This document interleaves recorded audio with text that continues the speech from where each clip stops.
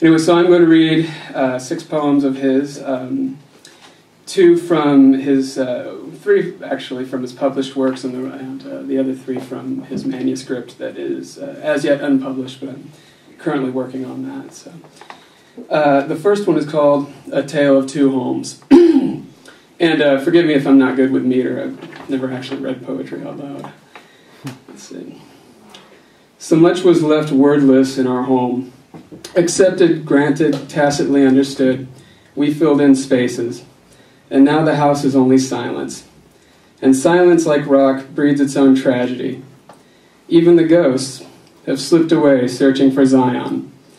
When my dad was very old and very confused, he drove back to the cottage he had built for his wife and sons. Mother phoned the police. They found him seated on the porch weeping. After that, the young woman he had married and his boy, afraid that the young woman and he had married and his boys were lost, and he would never again find their way home. So, now that poem is really just a statement on my grandfather, who passed away at 97 years of age, and was sharp as a tack up until his last 6 months. The second one has to do with my father's accident. As Valerie mentioned, he was in a disfiguring car accident when he was 12 years old.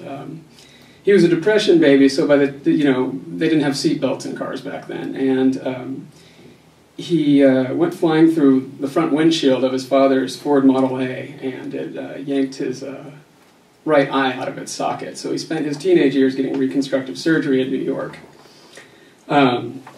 which hence inspired him to become a medic, a doctor, that is. So the second one is called Richard's Play. Richard does not come out to play, so we wrote a play. Part 1. The algebra of his sick room was a torn curtain defending his eye from the trampling summer light. Creosote and vinegar aproned his decay. His skin was as pearl and white, rose white as pearl in the hummock of his abdomen, bursting above the sheets. His smile was a girl's. It rolled down his thin shoulders like locks of hair. 2. In the mid-rich dunge of a gray garage we gave our play, a comedy. One old lady came. She sat widowed and pointy-toed on a framed chair. Her hands wove against the dank, clapping. 3. Richard died instantly. His sister's face filtered through the screen door, one finger poised like a guard before the pressed sibilance of her lips. I knew then what all children know, that we are, all of us, everywhere and at the same time, migrating. 4. A hard sun sprayed rock salt over the Johnson grass. Kneeling beside the tinkle of violets, I began to dig, and to dig. The third one is called Seeking Grace, and it's about a colleague of mine, or of my dad's rather, who actually was one of his early professors at OHSU, who committed suicide after he found out he was terminally ill by flying his Cessna out to sea and waiting for the jet fuel or the plane fuel to run out.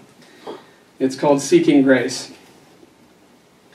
I like to think that Charlie was seeking grace, but after the fact, we're left with a mouthful of excuses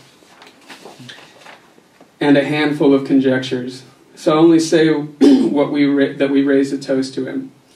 One hazy morning, Charlie climbed into a plane, a single-engine Aranca, and flew due west towards the staying sun, over the blue, waiting Pacific, as far as one tank of gas would take him. That day, he had nowhere else to go. Number 4 is called Hallie Blaylock at 90. And my dad came from a small town in North Carolina where these families knew each other for generations. And because it was an old Quaker community, and he was Jewish there, my family is Jewish, there wasn't kind of the traditional apartheid or racism, kind of institutionalized racism in the community so much. So a lot of these families had intermingled for generations, and this one woman in particular was someone that my grandfather had given furniture to after she had gotten married because she and her husband were too poor to buy their own. And my dad wrote this poem about her in 1993 on her 90th birthday.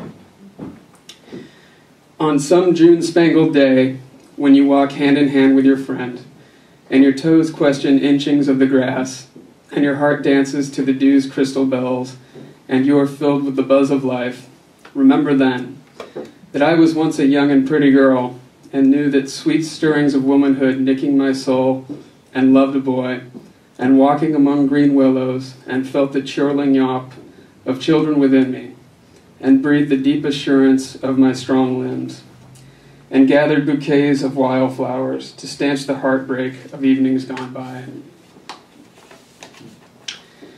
Number 5 is Elegy, who is actually dedicated to my dad's best friend, Bruce Donner, who I never knew who Bruce was. He died before I was born, but he was a doctor, another doctor like my dad, and he was an incredible painter. And he actually mixed his media out of lichen and moss that he found in the Pacific Northwest and painted on wood. And I associate this painting that he made for me when I was born of quails flying on a piece of driftwood. When I kind of put 2 and 2 together, that the guy who had written Donner on the painting is the same guy mentioned here, and a man, this anonymous man in these photos I see of as an infant, it really kind of brought, the antecedent history of my own life kind of full circle. Let's see. For Bruce Donner, it's called Elegy. I do not speak of death. Like my brothers, I accept death as a not to be, where the soul goes drifting. It is in the way the bird fell, not plummeting, but in slow perambulations, like a silken ballet, out of eyeshot, on the moors. The hounds race eagerly for their prey. And the 6th one here is called Episode. It's a little bit more of a narrative, and it's a bit long, so bear with me, but it's a story written as a poem. Part 1. We heard on the news how the fishing boat had caught broadside by swollen waves in an unseasonal storm no one saw coming, and how it capsized, tossing the captain and the 2 crewmen into the storm's inky green fury, so there was no chance. Coast Guard couldn't fly, and no boat would dare leave the harbor's embrace to go into the vast and savage leak. Everyone was sullen and felt badly for the men. At Earl's Oak House, we quietly drank our beer, shared our cowardice, and occasionally gnawed a low-throated whisper of, "It's too bad." A couple of days later, the storm had spent its anger and swept to the north. The day was quiet, if windy, but clear, no wisp of a cloud. Part 2. We could see gaudy blossoms on the hills above an intermezzo of coastal pine. Nell and I were out slowly walking down to the tide pools when she saw the young man's body shipwrecked